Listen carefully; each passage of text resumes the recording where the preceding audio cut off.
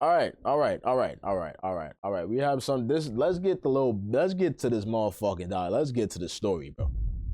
All right, the story of EBT Little B, one of the Chirac's most notorious killers. Come on, lock in, everybody, lock in. Now, rest in peace to him. You feel me? I'm not from Chicago. I'm from New York. You feel me? But I ain't gonna lie. I heard this nigga was on that. Bro. So we gotta react. Call us immediately type of activity. He got kicked by the police. He dressed like a homeless person and lay on the street to catch you walking past. You lying? See, you lying. That's cap. Wait, let me hear that one more time. Can you tell us about Lil B and what makes him so important to the drill culture? Because Lil B was doing the shit that fucking rapping about. Did niggas say he was dressed as a homeless person on the ground and wait for you? Get the fuck out of here.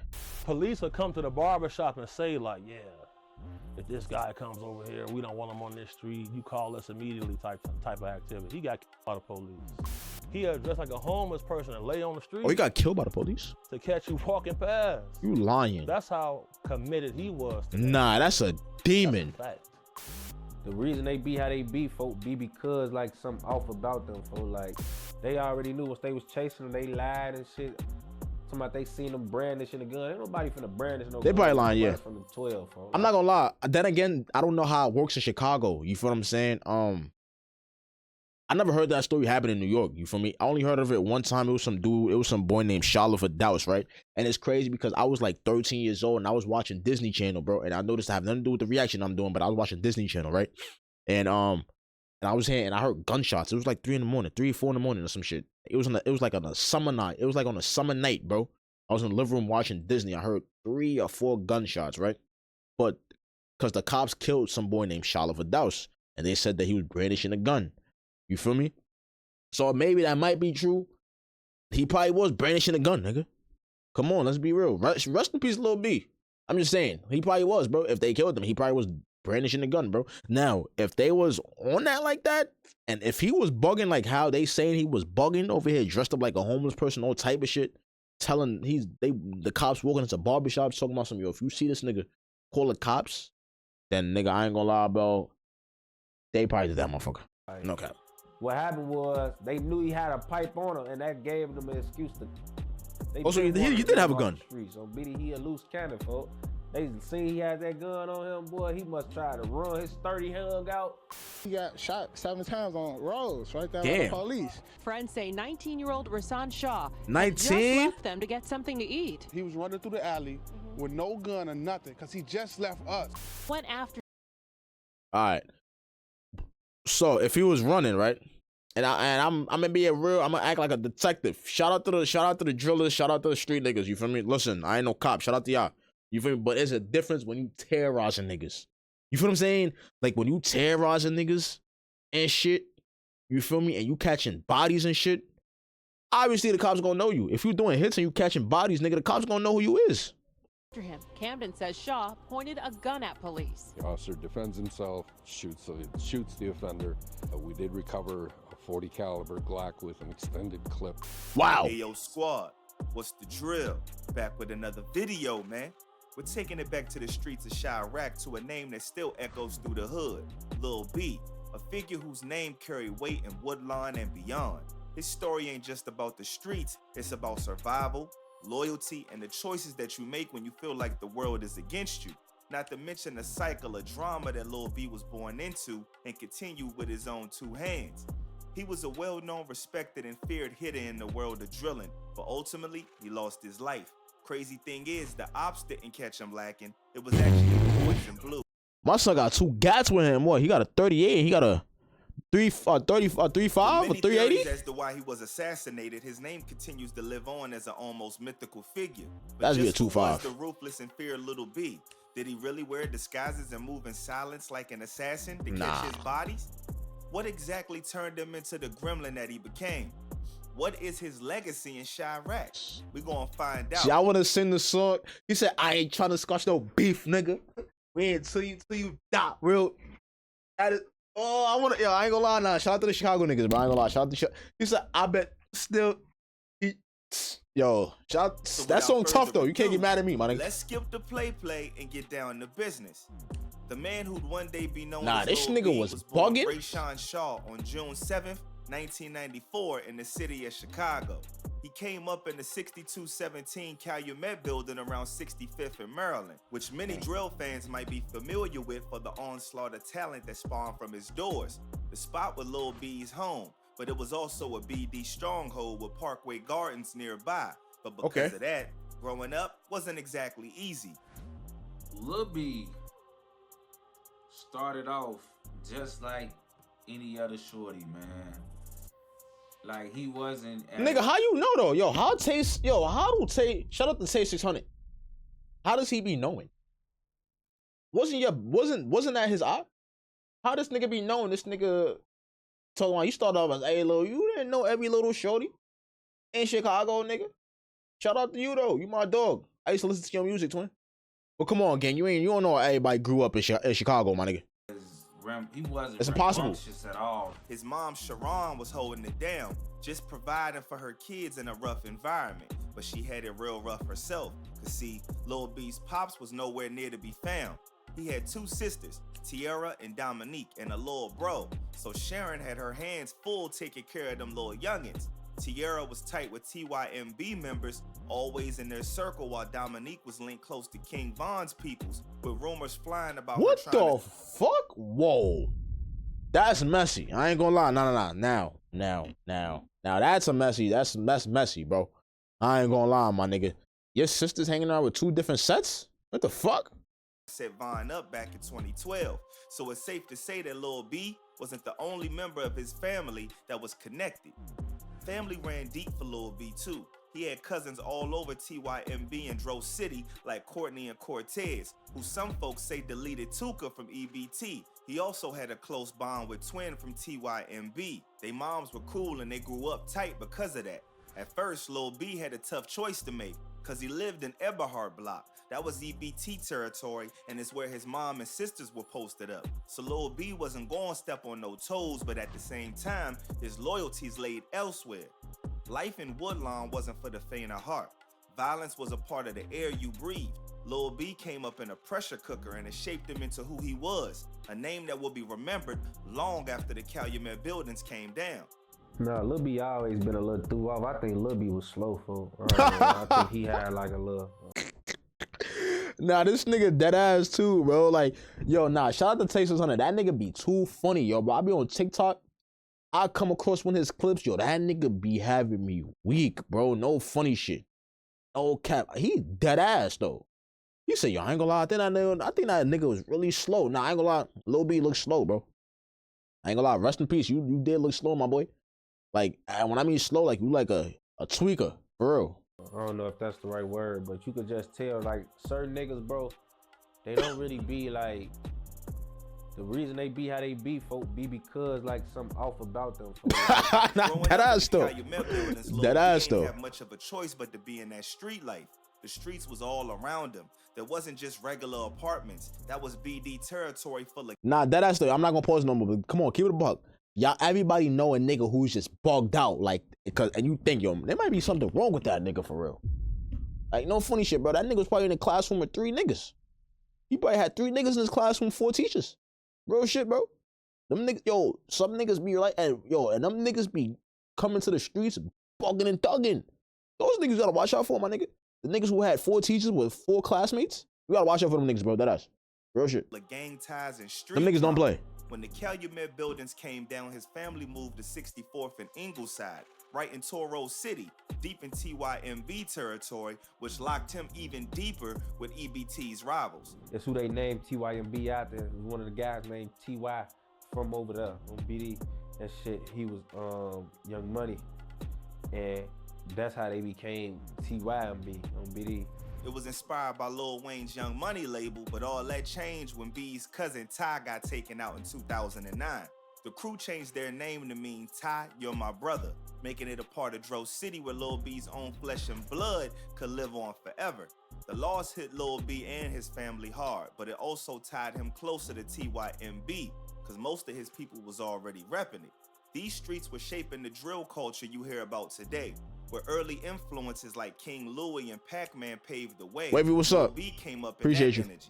By 2007, Lil B had started making a name for himself, not for But here's the thing though, right?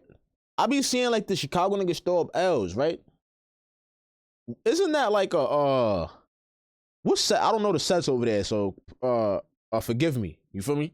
But like, isn't that like the G like the BD niggas? Like when they throw up L's and shit? Or am I bugging? What does this shit mean? music, but for sliding. People in the streets knew what he was about. So, Lil B, Billionaire Black. EBT, that's somebody you did not want to play with. He will leave your ass standing right there. He even shot one of the guys right in our face. Damn. On phone. Shot his ass right in our face trying to talk to his girl. We sitting in the house. Like I've said before, Lil B was all about that BD life. Wait. Huh? Wait, hold on. The nigga shot his mans because his man tried to talk to his girl? Oh, shit. Wow. Why you even, if you know the nigga's a tweak, why are you even trying to talk to his bitch, bro? I don't be understanding niggas. Niggas be putting themselves in the crossfire. Like real shit. Y'all niggas be putting yourselves in the crossfire, my nigga. You trying to talk to the nigga bitch? The nigga dressed up as a homeless man, bro. Why would you want to play with a nigga like that, bro? A nigga like that, you gotta take him out. You gotta think strategic. You gotta be a strategic type of nigga to take him out, nigga. You can't play with a nigga dressing up as homeless niggas catching bodies, nigga. Real shit. You wanna talk to a nigga girl? That's death row, nigga. But in 2009, some fake rumors about him snitching forced him to switch sides. Oh, He GG's. joined EBT where his family needed him as a hitter. Even Oh. with the switch, he stayed loyal to the BD Nation and openly repped GDK. What? Letting folks know where he stood. But even though TYMB was repping his little cousin, Lil B couldn't let those rumors slide. He didn't forget where he came from or the people he owed loyalty Wait, to, huh? but he didn't forget about those who did him wrong either. That was the code he lived by. And it's what would eventually turn him into the man everybody feared. Lil B wasn't just in the streets, he was the streets. Folks knew him as one of You're the glazing. most active hitters in the war with O-Block. And with at least 5 bodies tied to him, police had stacks of cases with his name 5? on them. But Lil B kept a low profile. No social media flexing, no extra Wow. attention, just work. Wow. Oh, he was a savage, bro. Oh, that's a demon. The nigga had no socials? Oh. So he got no, see, because I ain't gonna lie, bro. For the past 2 days, I've been watching Trap Lore. No cap. I ain't gonna lie. I've been in tune with this shit lately. I'm not in tune with this shit, but I've been in tune, my nigga. You feel me? At late night, you just be bored. Real shit. And I be seeing mad at these Chicago niggas be tweeting shit. That nigga don't got no tweets? Oh, he was a ruthless nigga. No socials? God damn, you know what that mean? No socials, bro. How he was getting hoes? Who the fuck? He was a little bit more advanced than a lot of them other guys. You're glazing. He probably was, He though. was on that, bro. Like the police would come to the barbershop and say, like, yeah, if this guy comes over here, we don't want him on this street. You call us immediately. Damn. Type of activity. He got killed by the police because he wasn't afraid of nothing. He gonna get crazy with you for sure. You Damn. see, he wasn't about that talking. He was about action. Whether it was sliding on rivals or handling gang business, Lil B was always 10 toes down. He learned early from TYMB how to move strategically on hits, and by the time he switched to EBT in 09, he was already a problem. Yeah, Known he's for switching hitting sets blocks though. like a That's crazy. ghost, folks said he was always out in traffic. It was some shit going. Wait, TYMB, right? So, forgive me if I'm wrong. So, like, what does that mean? Like, does that mean like that group is cool with like O-Block and fucking them niggas and 600? So basically, if I'm not mistaken, so if he never switched sides, the nigga would have been cool with King Von and them. Oh wow, the nigga would have been cool with Tay Savage and them niggas. That's crazy. So he'd have been cool like Lil Durk, G Herbo and them niggas. Wow. Going on with Lil B and that. Okay, I'm glazing. I'm not gonna lie. Let me With, chill. like with that, Obidi. So when T.Y. died, Lil B just became a straight op. Obidi, he started firing at folks, them firing at us. Like Lil B just started firing. Like he started just walking up on. Like I ain't gonna. Lil B started treating like he never OD. hung us. Lil B's That's OD, reputation bro. spread quick. Nah. People compared him to names like King Von and Melly, which meant that he was ruthless, calculated, and fearless. Nah, I ain't gonna lie. From stories I heard about King Von, allegedly, I don't think none of them is true. You know what I'm saying? I don't think none of them is true. I ain't gonna lie. I don't think he was a bug out. Okay, I might get hate for this, yeah, videos, but you can never. Hey, shit is allegedly, bro. All this shit is allegedly, my nigga. But I ain't gonna lie. If the stories I heard from that nigga is true, plus this nigga, and like the story from Tay Sav and them niggas, I ain't gonna lie, bro. That's a different type of scenery, bro. For real. I ain't gonna lie, my nigga. Target enemies. This man made statements. Rumors had him shooting D Rose, pulling up on Money Man, and even ambushing folks from trash cans, and even wearing all kinds of disguises. What? But do y'all not hear this nigga? This nigga said this nigga was pulling up in trash cans, so you are hiding a trash can to catch niggas? You don't want to play with a nigga like that, bro. That's some fucking GTA shit, GTA story mode shit. You chilling in a trash can, nigga? Dressing up as a disguise, so you wearing Halloween masks and shit? What, you wearing a wig? You don't tell me this nigga wore a wig, bro. Don't tell me this nigga wearing wigs and shit, bro. I ain't gonna lie, my nigga. That's scary, gang. Whether it was shootouts with Gyro City or feuds with TYMV, 600, and O-Block, Lil B made it clear nobody was safe. He had put a disguise on, bro. That's crazy, bro. A little short dude, he had put a disguise on, bro. He had dressed like a homeless person and lay on the street. Nah, you lying. He's lying, bro. That's how committed he was to that, bro. If there's one reason for why Lil B's name rang out in the streets, it's the bodies he allegedly dropped. Folks say he had at least 5 confirmed assassinations, though the truth probably cuts deeper than that. See, Lil B wasn't reckless. He moved like a real ninja, all silent and calculated, almost like he was a predator in the animal kingdom going after its prey.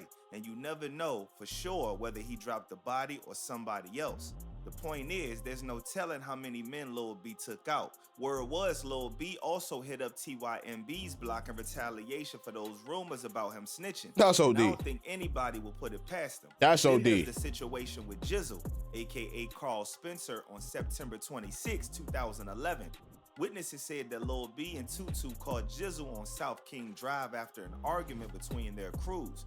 Lil B stood over him and popped off multiple times, making sure that nobody got up after he left. By the end of 2011, he was alleged. Wait, yo, why? Yo, all right, listen, yo, to all the Chicago niggas, bro. Yo, why, yo, bro? Why y'all niggas be standing over niggas, bro? I don't understand that shit. Why y'all niggas be standing over niggas, bro? What's the point of that? No, for real shit. Y'all niggas be standing over niggas? Do you know how ruthless you gotta be to stand over a nigga, bro? He's already done, bro. His soul is out his body. Why are you standing over him? I don't understand that. I heard a story, some nigga stood over some nigga, bro, and rearranged his whole face. It was a closed casket. That's OD. Why is niggas doing that in Chicago, bro? Niggas don't get like that here. I ain't gonna lie. Unless, if they do, I don't hear about it. But niggas don't get like that here, bro. Niggas not just gonna stand over niggas. That's OD. Niggas might be ruthless in New York, but not that ruthless, my nigga. You feel me? And I'm not saying niggas can't get ruthless like that in New York. I'm just saying, bro, like, every time it's always a nigga standing over some nigga. That niggas gotta chill, bro. Allegedly tied to 4 homies, including Levon Elston's. Levon got deleted in December while sitting in a car with friends. Lil B and King Lil J targeted the group allegedly during a stick-up job, and when Levon tried to drive off, Lil B ended it with a headshot. Wow. Fast forward to 2013, and Lil B's last confirmed body was J Money, a respected member of O-Block. Damn. Witnesses said Lil B followed J Money's car to the 6600 block of South Rhodes Avenue, crept around the back of the house and gunned him down while he was loading laundry into his car. Bro, J that's Money's OD. demise left O-Block out for blood, but Lil B was already a ghost by then, and folks on the streets weren't the only ones that struggled to find him either. Wait, so is he doing this? Is he doing all this by himself, by his dolly? Like I heard, like the other one with King with Lil J. But is he doing the rest of these hits by himself? Like he did that J Money hit alone? What the fuck? It was never that deep, bro. It was never that deep, my nigga. It's like the nigga was going on missions, bro. The fuck? The nigga was going on missions? Literally. Nigga said he followed his car, snuck around the car while he was doing laundry, while the J Money dude was doing laundry and shot him. That's OD, bro. The fuck? Who you think you are, nigga? Niggas wanted Shorty. Niggas ain't want them people to do their job. Niggas wanted his head, man. You know what I'm saying? Like, nigga wanted Shorty top, man. I ain't gonna even bow. The police knocked him off.